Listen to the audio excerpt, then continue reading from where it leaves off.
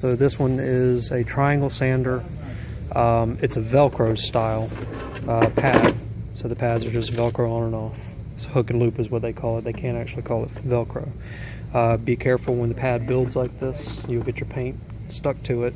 You need to you need to change your pads because it's not going to sand anymore once you do that. Anything green on their tool is a trigger or a variable speed. So the switch will pop into place and that's on, and then to turn it off, if you kind of press down, it'll click back. So forward clicks on and that clicks off. There is a variable speed on the back, so if you notice it's sluggish, you might have accidentally turned it down. 6 is the highest, 1's the lowest, and you can just turn that dial. The tool has a 3-year warranty from whenever you buy it. We do service them. If you ever have issues, you can always bring it to me. The pad is replaceable. So in time, it is Velcro. In time, that'll kind of wear out on you, and you will need to replace that. It just is just basically a button clip-on. So it kind of pulls right off, and it's a big button in the center. It'll just pop back on. You only have this pad. You'll have to come get a replacement pad if you do wear it out. Okay, so does that screw out or just pop out? It's a button.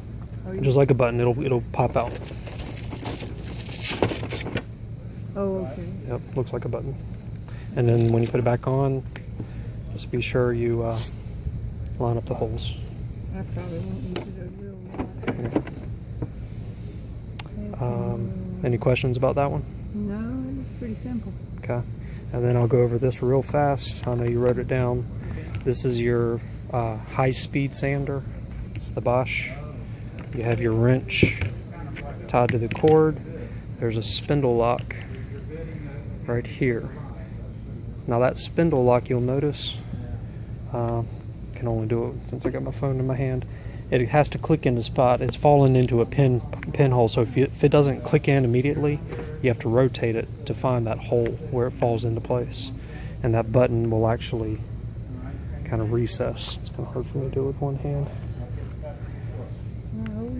But see how that's kind of pressed down? Mm-hmm. That's locked.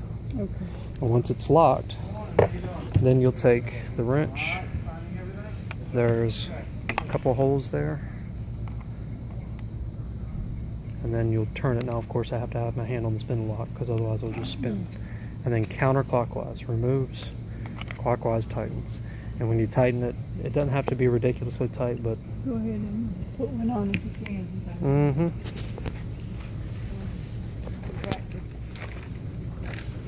You want to try it yourself, or? Well, I can do it because I've done it, but I'd rather record it. Okay. You want me to hold Hold that, yeah. So, spindle lock is right here. And it's actually already loose. I'm going to tighten it a little bit. I'm just hand tightening that. So the spindle lock is locked into place. Now, it'll probably be too tight. You can actually loosen it by hand. But at this point, you want to have those 2 little pins fall into the only pinholes they can fall into. And that will loosen. Once that loosens, you can almost do it by hand. You're going to take that arbor nut. This is the arbor nut right here. Take that off. Pad goes back on. And the arbor nut slides back over into the arbor. And when you tighten this up, it needs to be pretty tight, but you don't have to really do it. You can almost do it by hand.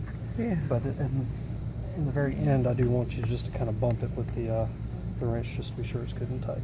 Okay. And the whole time, I'm keeping that trigger pressed in the back. Okay. All right. And you let it up when you're through. That's the only time you let it up. That's right. Yep.